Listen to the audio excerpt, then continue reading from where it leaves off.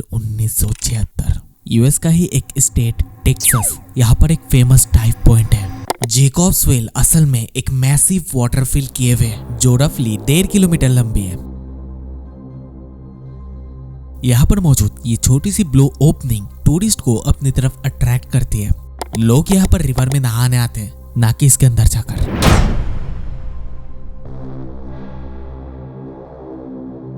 इस केव के अंदर जाने वालों को ये केव बख्शता नहीं। अगर कोई बच भी जाता है तो दोबारा इसी केव में घुसने की आदमी पे हिम्मत नहीं होती। इस अकेले केव ने आज तक 9 लोगों की जान ले ली। ये केव श्रापित नहीं है, बस ये खुद एक श्राप है। नमस्कार दोस्तों, मैं हूं Shayan and this is the horrifying story of Jacob's Well. 20 दोस्त जेकॉब्स वेल को विजिट करने जाता है। लाइक ए जेंटल टूरिस्ट वो लोग भी जेकॉब्स वेल के पास कैंप लगाते हैं। किसी भी ग्रुप में एक बंदा ऐसा होता ही है जिनमें बहुत चुल मची होती है। यहाँ पर तो फिर भी 3 बंदे थे, केंट मॉर्पिन, मार्क ब्रेशियर और जो मोए। ये लोग डिसाइड करते कि जेकॉब्स वेल में ये लोग रात में एंटर करेंगे, जिसका फायदा ये होगा कि उन्हें कोई देखने वाला नहीं होगा। इंटरेस्टिंगली जेकॉब्स वेल एक एक्वीफर से कनेक्टेड है, known as Trinity aquifers. Basically aquifers जमीन के अंदर रॉक और सेडिमेंट का क्लियर होता है। मान लो जमीन के अंदर एक नदी बह रही हो, एक्वीफर्स अंडरग्राउंड वाटर को स्टोर और ट्रांसमिट करता है और यही रीजन है जेकॉब्स वेल पे 640 लीटर वाटर पर सेकेंड सप्लाई होती है। लेकिन टाइम के साथ साथ पानी का फ्लो अब घट चुका है। इसका मतलब अभी जेकॉब्स वेल के अंदर जाना पॉसिबल है। वो तीनों बहुत ही कॉन्फिडेंट थे और साथ ही साथ सर्टिफाइड प्रोफेशनल केव डाइवर्स भी थे। केव्स उन्हें इतना अट्रैक्ट करती है कि वो लोग खुद को अंदर जाने से रोक नहीं पाते। रात में 3 दोस्त जेकॉब्स वेल में एंटर हो चुके हैं। उस टाइम पे केव का मैपिंग नहीं किया गया था, तो किसी को ये आइडिया नहीं था कि ये केव कितना बड़ा हो सकता है। एज एक्सपेक्टेड उनका प्लान ये था कि जितना हो सके दूर जाना है। आफ्टर दिस हॉरिफाइंग इंसिडेंट केव का मैपिंग करने के बाद ये पता चलता है कि इस केव में 4 चेंबर है। वेल के अंदर घुसने के बाद वर्टिकली 25 फीट्स नीचे जाना होता है। फिर आता है एक स्मॉल कॉरिडोर, फिर एक और चेंबर आता है, सेकंड चेंबर, जिसके बाद एक हॉरिजॉन्टल चेंबर आता है, थर्ड चेंबर, और फिर the last chamber, fourth chamber. And guess what, उन्हें कहाँ जाना है? Exactly the fourth chamber. लेकिन अभी प्लान कहाँ खत्म हुआ है? केंट मॉर्पिन आज थोड़ा सा मूड में है। बहुत दिनों के बाद उन्हें कुछ एक्साइटिंग करने को मिल रहा था। साथ में मार्क और जो भी था। मार्क और केंट थोड़ा सा ज्यादा क्लोज थे। दूसरी तरफ जो भी उनका दोस्त ही था, और तीनों मिलके इस मौत के कुएं पर एंटर करते हैं। फर्स्ट चेंबर हो गया, सेकंड चेंबर हो गया, थर्ड भी हो गया। जरा सा भी दिक्कत नहीं हुआ। सामने एक नैरो पैसेज दिख रही है। जाहिर सी बात है उसमें ही जाना है, बट जाए कैसे? वो पैसेज इतना नैरो था, एक आदमी मुश्किल से घुस सकता है। लेकिन बात यहाँ पर खत्म नहीं होती। उनके पास अपना ऑक्सीजन टैंक भी था, तो मुश्किलें दुगनी बढ़ गई। दूसरे शब्दों में वहां से निकलना इम्पॉसिबल था, क्योंकि आप एक बिल्ली को पकड़ के चूहे के बिल में तो नहीं डाल सकते। वो लोग अभी जहाँ पर खड़े हैं वहां पर ही आज तक कोई नहीं पहुंच पाया, और इस बात के लिए उन्हें प्राउड होना चाहिए था। लेकिन सिर्फ यही उनके लिए काफी नहीं था। थोड़ी देर पहले मैं कुछ प्लान के बारे में बात कर रहा था। उनका प्लान ये था कि एंट्रेंस से जितना हो सके दूर जाना। अगर मैं सिंपली बताऊं तो उनके पास कोई प्लान नहीं था, और उन्हें यह भी नहीं पता था कि आगे क्या है। तो यहाँ से सब मिलकर डिसाइड करते कि हम लोग वापस चले जाएंगे। लेकिन केंट इस बात से सहमत नहीं था। केंट को नहीं जाना था, उसे और अंदर जाना था। तो केंट एक सोल्यूशन देता है। अगर वो लोग उनका टैंक उतारते तो मुश्किल से ही सही वो लोग अंदर जा सकते हैं। इस प्लान से किसी को कोई प्रॉब्लम नहीं था। वो भी वेट ही कर रहा था कि कोई तो सोल्यूशन निकल जाए। जिन्हें सबसे जल्दी थी वो लोग पहले ही घुस गए, केंट और मार्क। जो मोए, इनको कहा जाता है कि तुम बाहर वेट करो, सब लोग नहीं जा सकते। अगर कुछ भी गलत होता है तो जो हमारी हेल्प करेगा। और कुछ ऐसा ही होता है। वो दोनों अंदर घुस चुके थे और बाहर ही नहीं आ रहे थे।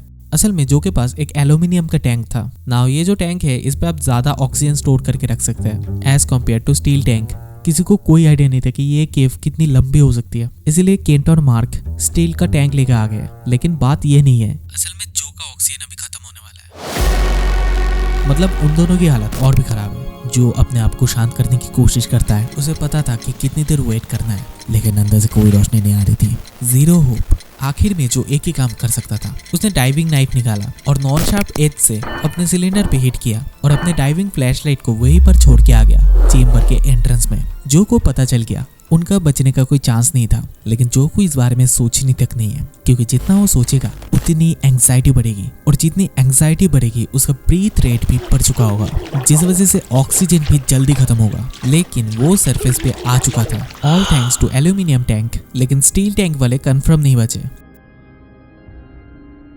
उसी दिन रात को एक डाइवर अंदर गया था। 19 मिनट बाद वो वापस आता है। जीरो होप, कुछ नहीं था अंदर। वो इतना ब्रेव था कि बिना कोई डिकम्प्रेशन स्टॉप लिए फिर से वेल में चला गया। जिसके बाद जब वो बाहर आया उनको हो चुकी थी डिकम्प्रेशन सिकनेस। वो उन दोनों को खोना नहीं चाहता था। वो एक बार और जाना चाहते थे, लेकिन दोस्तों से उनकी हालत देखी नहीं गई। उनको हॉस्पिटल में भेजा गया और हाइपरबेरिक चेंबर में रखा गया रिकवरी के लिए। ऑलमोस्ट सबको पता है कि वो अब नहीं रहे, लेकिन वो आखिरी कोशिश कर रहा था। सुबह का वक्त था। रेस्क्यू ऑफिसर डॉन डिपल, असल में वो रात में आ गया था, लेकिन उनका मानना था कि एक्स पर्सन की रिकवरी के टाइम सबसे अच्छा होता है दिन के उजाले में। बेसिकली वो डेड पर्सन को एक्स पर्सन कह के रेफर करता था, ताकि खुद को इस रियलिटी से दूर रख पाए कि वो पर्सन अब जिंदा नहीं है। Day 1, rescue officer don Dimple अपने 2 डाइवर्स को भेजते हैं। वो लोग अपने इन्वेस्टिगेशन कंप्लीट करके बाहर आते हैं एंड शॉक्ड, बॉडी तो मिलती नहीं, उल्टा 4th चेंबर में जाने वाला इकलौता रास्ता बंद हो गया because of some boulders. Chamber से पहले आने वाला छोटे छोटे पत्थर, क्योंकि केव का ढलान चेंबर के पास था। और सबसे शॉकिंग चीज, चेंबर के पास के बोल्डर्स बहुत पहले भी थे, लेकिन इतने दिनों में चेंबर का रास्ता कभी बंद नहीं हुआ था। ये फर्स्ट टाइम था। डे 2, इस बार डॉन डिपल को अंदर जाना ही पड़ेगा। वो अब खुद देखना चाहता है कि अंदर का कंडीशन असल में कैसा है। ड्यूरिंग द इन्वेस्टिगेशन उनको ये चीज बिल्कुल भी समझ में नहीं आ रहा था कि अगर ये जगह इतना ज्यादा जाम है तो 2 दिन पहले ये लोग इसके अंदर गए कैसे होंगे। क्या दिन आ गए। रेस्क्यू ऑफिसर को अब मजदूरी करना पड़ रहा है। एक एक करके वो लोग सब पत्थर को हटाने लगते हैं, लेकिन असल में हो रहा था इसका पूरा उल्टा। असल में वो लोग जितना पत्थर हटा रहे थे, आसपास से और भी छोटे छोटे पत्थर चेंबर के पास जमा होने लग रहे थे। लेकिन इसके बावजूद वो लोग किसी तरह एंटर होने के लिए रास्ता बना ही लेते हैं। जिसके बाद डॉन डिपल और उसके टीममेट्स एंटर कर जाते हैं।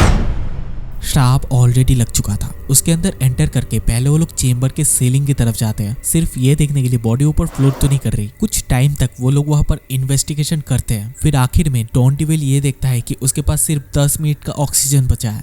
बॉडी तब तक नहीं मिली थी, तो सोचता है कि एक और राउंड लगा के यहाँ से निकल जाए। वाटर करंट और उसके मूवमेंट के कारण चेंबर के ऊपर कमजोर पत्थर और भी कमजोर हो रहे थे। डॉन डिपल उसके टीम के साथ यहाँ से निकलने वाले थे।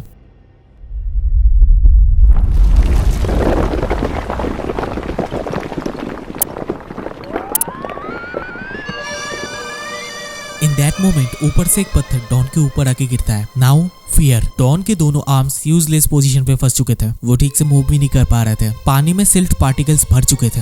Rescue officer don Dimple trap हो गए थे। वो अपने आप को छुड़ाने की बहुत कोशिश करता है। आर्म्स काम नहीं कर रहे थे तो वो अपने आप को झटका देता है, लेकिन झटके से भी कोई काम नहीं बन रहा था। इन दैट मोमेंट वो एक बार टैंक से एयर इनहेल करने की कोशिश करता है, बट टैंक से एयर वगैरह कुछ आ नहीं रहा था।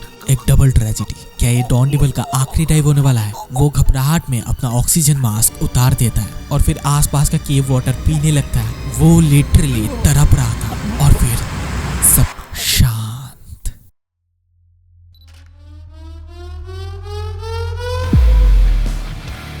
बचने के लिए एक आखिरी बार थोड़ा जोरदार तो होना ही चाहिए। उसने एक झटके से अपने आप को छुड़ा लिया। इमीडिएटली उसके टीममेट भी आ चुके थे। बिना किसी देरी के उसके मुंह में रेगुलेटर दे दिया और वो डेस्परेटली एयर को इनहेल करते हैं, जिसकी वजह से कुछ एयर उसके लंग्स के बदले स्टमक में चला जाता है, जिसकी वजह से एट अ मोमेंट वो बच तो गया था, लेकिन सरफेस में पहुंचने के बाद वो किसी 9 मंथ प्रेग्नेंट लेडी की तरह दिख रहा था। दर्द इतना था कि तुम उस बारे में मत ही पूछो। लेकिन ये क्या हुआ? देखो ये डिकम्प्रेशन सिकनेस जैसा ही है, बट वो नहीं है। असल में टैंक में होता है कॉम्प्रेस्ड एयर। अब एक बार वो पेट के अंदर चला गया, कभी ना कभी तो तुम ऊपर आने वाले हो। अब लंग्स का अंदर का एयर तो निकल जाता है, लेकिन वही अगर एयर पेट में चला गया और सरफेस में पहुंचने के साथ साथ वो एक्सपैंड होता रहता है और फिर आदमी भी प्रेग्नेंट हो जाता है। डॉक्टर्स ये कह रहे थे जब पेट से एयर निकलने के लिए सर्जरी किया गया था, जब वो लोग उसके पेट को चीर रहे थे, वो एक्सपीरियंस किसी बास्केटबॉल को चीरने जैसा ही था। सारी हवा तुरंत निकल गया था। खैर ऐसी पनिशमेंट तो किसी को ना मिले। और वेल की तरफ केंट और मार्क का खोज अब भी जारी था। इस मिशन को लीड कर रहे थे डॉन प्रॉट। नाउ ये आदमी और भी डेयरिंग थे, यहाँ तक कि ये चेंबर 5 में जाने के लिए भी तैयार थे।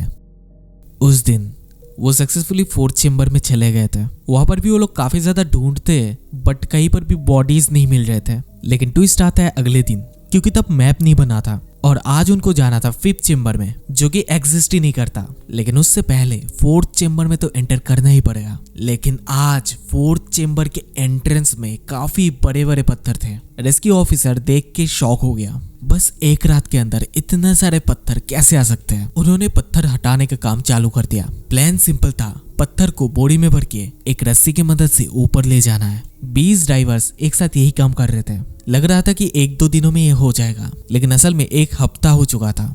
वो लोग पत्थर को हटाते, जगह खाली हो जाती और पीछे से और भी बड़े बड़े पत्थर स्लाइड करते हुए एंट्रेंस को ब्लॉक कर देते। रेस्क्यू कंपनी, केंट के फादर और शहर के लोगों में टेंशन बढ़ रही थी, क्योंकि पर डे 20 रेस्क्यूअर चार्ज करता और उनके पास अब इतने पैसे नहीं बचे थे कि वो लोग रेस्क्यू मिशन को कंटिन्यू कर पाए।